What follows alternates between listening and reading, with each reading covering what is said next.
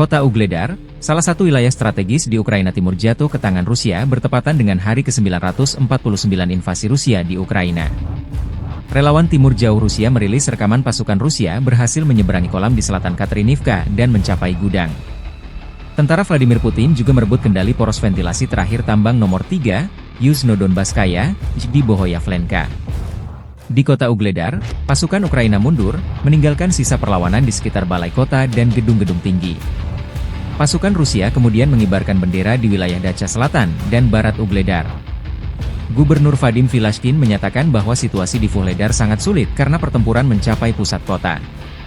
Pertempuran di Vuhledar menyulitkan pengiriman bantuan kemanusiaan bagi 107 warga sipil yang masih bertahan di sana. Brigade Mekanik ke-72 Ukraina telah mempertahankan Vuhledar selama hampir 2 tahun dari serangan Rusia. Pada 26 September, brigade ini membantah laporan mundur dan merilis video dari kota tersebut. Menurut Deep State, pasukan Rusia memasuki Vuhledar dari barat dan selatan pada 1 Oktober. YSW melaporkan pasukan Rusia bergerak di timur laut dan pinggiran barat Vuhledar pada akhir September. Kota Vuhledar yang berada di baris depan ini menjadi kunci pertahanan Ukraina di bagian selatan Oblast Donetsk. Kehilangan Vuhledar membahayakan keamanan wilayah barat daya Donetsk yang terus diincar pasukan Moskow. Vuhledar juga merupakan titik logistik penting yang menghubungkan jalan-jalan strategis menuju Kurahove dan Kostiantynivka. Kemajuan Rusia menuju Pokrov dalam beberapa minggu terakhir menambah tekanan pada pasukan Ukraina untuk menghindari pengepungan musuh. Vuhledar adalah benteng terakhir Ukraina sebelum Velika Novosilka dan wilayah selatan Donetsk. Rusia berusaha menggunakan jalan T-0509 yang diduduki untuk memajukan pasukannya ke arah barat. Jatuhnya Vuhledar atau Ugledar menambah tekanan bagi tentara Ukraina di garis depan, dan tentu saja kehilangan besar bagi pasukan Volodymyr Zelensky.